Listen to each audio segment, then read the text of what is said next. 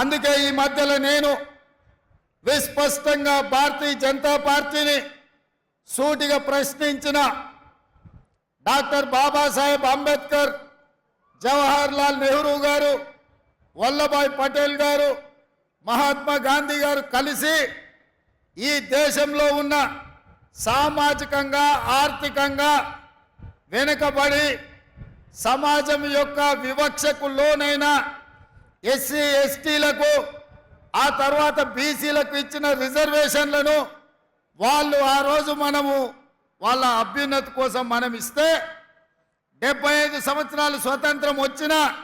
ఈరోజు దళితులు గిరిజనుల జీవితాలలో రావాల్సినంత మార్పు రాలేదు,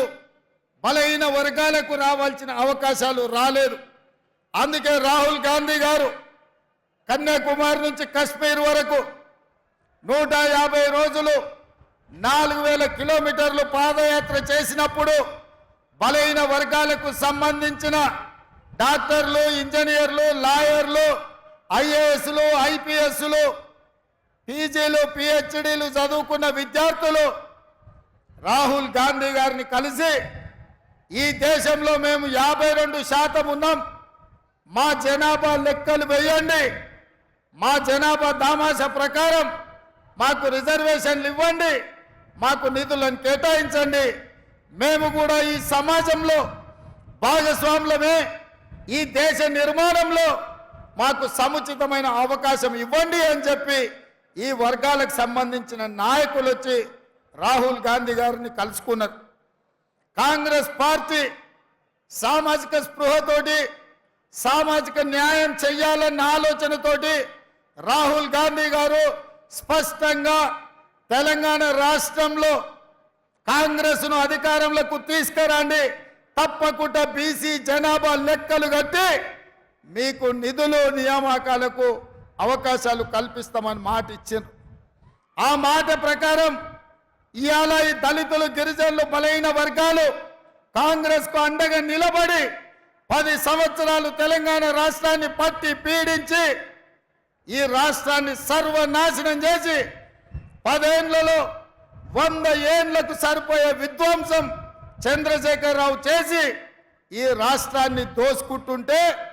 మీరందరూ కలిసికట్టుగా అండగా నిలబడి ఈనాడు ఇందిరమ్మ రాజ్యాన్ని, కాంగ్రెస్ ప్రభుత్వాన్ని తీసుకొచ్చింది. మరి ఇవాళ నేను అడుగుతున్న మిత్రులారా, మా బలహీన వర్గాల సోదరులను నేను అడుగుతున్నా, మా దళితులను, మా గిరిజనులను నేను అడుగుతున్నా, మీ అండతోని, మీ ఆశీర్వాదంతో ఇవాళ ఈ తెలంగాణ రాష్ట్రానికి ముఖ్యమంత్రిగా బాధ్యతలు చేపట్టిన నేను, మా మిత్రుడు శ్రీధర్ బాబు గారు, మా మిత్రుడు పొన్నం ప్రభాకర్ గారు ఈరోజు బలహీన వర్గాలను, జనాభాను లెక్క పెట్టండి అని మంత్రివర్గంలో పాస్ చేసినాం, శాసనసభలో తీర్మానం చేసినాం, దానికి సంబంధించి నిధులు కేటాయించినాం. అదేవిధంగా సమాజంలో మైనారిటీలు పూర్తి స్థాయిలో వివక్షకు లోనవుతున్నారని ఆనాడు షబ్బీర్ అలీ గారి నేతృత్వంలో డాక్టర్ వైఎస్ రాజశేఖర రెడ్డి గారు మైనారిటీలకు కూడా 4% రిజర్వేషన్ ఇచ్చి వాళ్ళు కూడా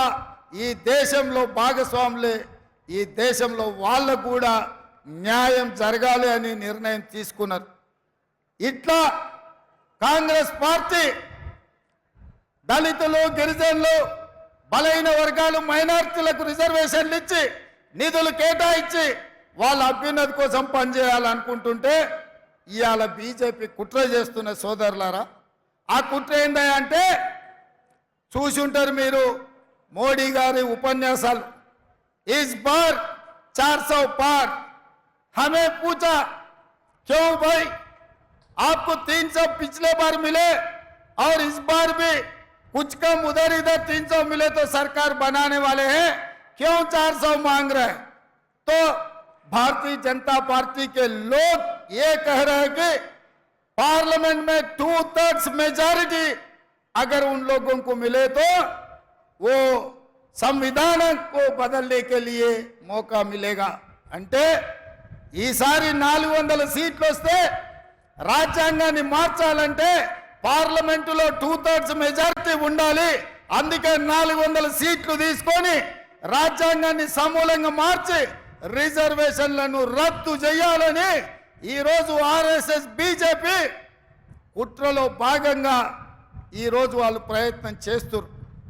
మరి నేను అడుగుతున్నా, మీకు రిజర్వేషన్లు ఇచ్చి,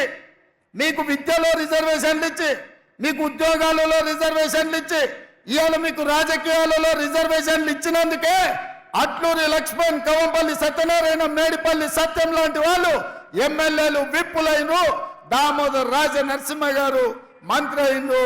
బట్టి విక్రమార్క గారు ఉప ముఖ్యమంత్రి అయినరు, బలరాం నాయక్ గారు కేంద్ర మంత్రి అయిండు, సర్వే సత్యనారాయణ గారు కేంద్రంలో మంత్రి అయిండు. ఇవాళ ఉన్న ఫలంగా ఎస్సీ ఎస్టీ రిజర్వేషన్లు రద్దు చేస్తే